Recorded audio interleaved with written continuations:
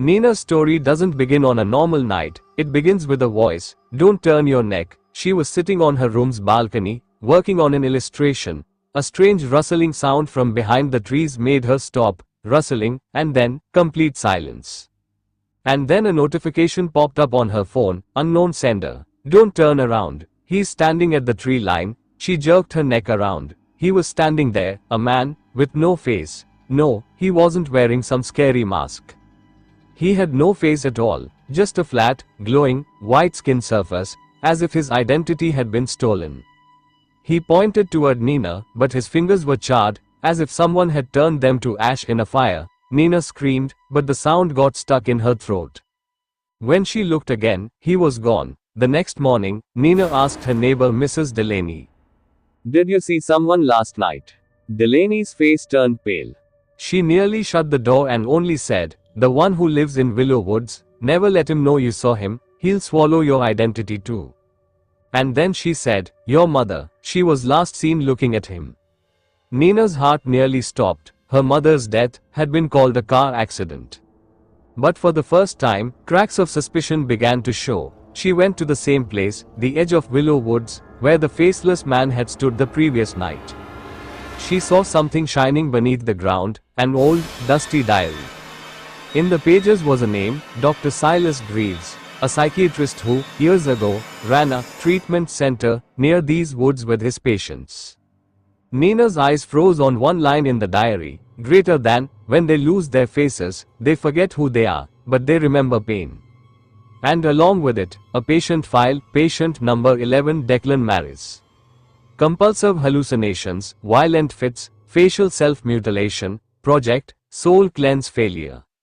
Backstory: Declan Maris, a 17-year-old boy, was subjected to Dr. Silas Greaves' secret experiments under the guise of treatment. To purify his mind, he was locked in a dark room where his face was taken from him. They said, "Your sins are written on your face, we'll erase them." But Declan's soul shattered. His eyes had burst when he last screamed, "No one will see me now, no one will see me." Since that day, he became the faceless man. Now he searches for identity from others. When Nina went to meet Ranger Cole, she had the same diary in her hand. The moment Cole saw it, his face dropped. "Where did you find this?" "In Willow Woods," Cole quietly said. "I'm Declan's older brother." Nina was stunned. "Why didn't you ever tell me?" "Because I knew, he's back, and he wants something from you, because your mother was also a nurse at that treatment center." Nina was told her mother never worked in Willow Woods. But Cole showed her an old ID card, Nurse Linda Carter, assistant to Dr. Greaves. Nina's mother had seen Declan. Maybe she did something that broke Declan even more. Maybe that's why Declan's soul is now seeking Nina. On Nina's house wall, someone had written in blood, "Give me her face." She looked in the mirror, her eyes were slowly turning black. As if Declan was feeling something inside her. Frightened, she ran to Mrs. Delaney. Delaney said, "He chose you because your mother refused to acknowledge him. Now he wants you in her place." That night when Nina looked out the window, the trees in Willow Woods weren't swaying in the wind, they were swaying with sobs. And he was standing again, under the same tree. This time he had something in his hand, a human face. He stuck the face onto his white, blank surface, like someone putting on a mask. And then he spoke, for the first time, but the voice, it was Nina's mother's. "Nina, you saw me, now you are mine." Nina screamed and turned around, but someone was behind her. "Cole!" He grabbed Nina tightly. "You must not go there now. He has entered inside you." Cole took her to an old church. "This place isn't safe for him," he said. There was a hidden basement there, where the local priest had sealed an underground tomb years ago. Cole explained, in 1971, Dr. Greaves conducted an experiment here, Project Soul Cleanse. 15 patients were selected, all given drugs for mental purification. But the 11th patient, Declan, tore off his own face and killed the others. Those who survived buried him right here, without prayer, without a name. And then Cole said, "Your mother was one of them who buried him, and now, he's seeking revenge." Even in sleep, Nina could hear his breathing. The door of her room began to close on its own, but when she tried to run, she saw the door was open. Yet she couldn't escape. Her feet started walking backwards on their own. And when she looked down, her shadow didn't match her. Her shadow looked at her, without a face, and whispered softly, "He has made space inside you." In the attic, Nina found an old tape recorder labeled, "To my daughter. Don't forgive me." When the tape played, her mother's trembling voice came through. "If you're hearing this, Nina, then he's probably around you now, or maybe already inside you. I tried to save Declan, but Greaves, he forced me. I saw when Declan's face was burned, and I stayed silent. Now he'll come to you, seeking punishment for my sins. Don't look at him, or he'll take your face, and your memories too." And just then, the recorder stopped, but something began to write itself on the wall behind. Too late, Cole and Nina started digging in Willow Woods at the very place where Declan had been buried. But there was no grave anymore. There was an old wooden door, half buried in the ground. A charred plate on it read, "Patient 11 inches." Cole picked up a hammer. The door opened, and a horrific stench filled their mouths. Inside was a corpse covered in black hair, its eyes still open. But its face was missing, and on the wall, written in blood, "His place is yours, Cole." Cole stepped back, trembling. "I'm starting to remember now. That night we didn't kill Declan, I strangled him." Nina saw. Cole's eyes were now starting to turn black. Cole screamed loudly, "He's entering me. Run, Nina." Nina ran toward the trees. But from behind, she heard Cole's voice, and then Declan's. "I am no longer alone." And when Nina turned around, Cole was standing there, but his face was now Declan's. Nina kept running. Thorns, bushes, mud, but she didn't want to stop. Her breath was heavy, tears in her eyes, and from behind came two voices, "Nina, it's me, Cole." And right after that, "Nina, I'm your mother." Nina hid behind a tree and looked. Cole, now wearing Declan's face, was scratching at his own face. His face kept changing, sometimes Cole, sometimes her mother, sometimes an unfamiliar face. As if he had become a shop of faces, as if he wore the identity of every person who had seen his pain, and done nothing. Nina composed herself and ran back to the old church where Cole had taken her earlier. But now, everything was different. The walls were black, an inverted cross hung from the ceiling, and black candles burned on the altar. There was an old painting there, not of Declan, but of Nina.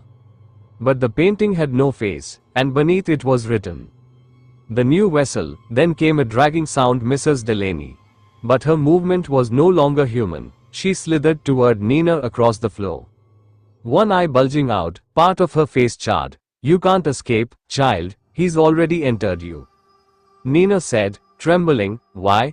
Why me?" Mrs. Delaney whispered softly.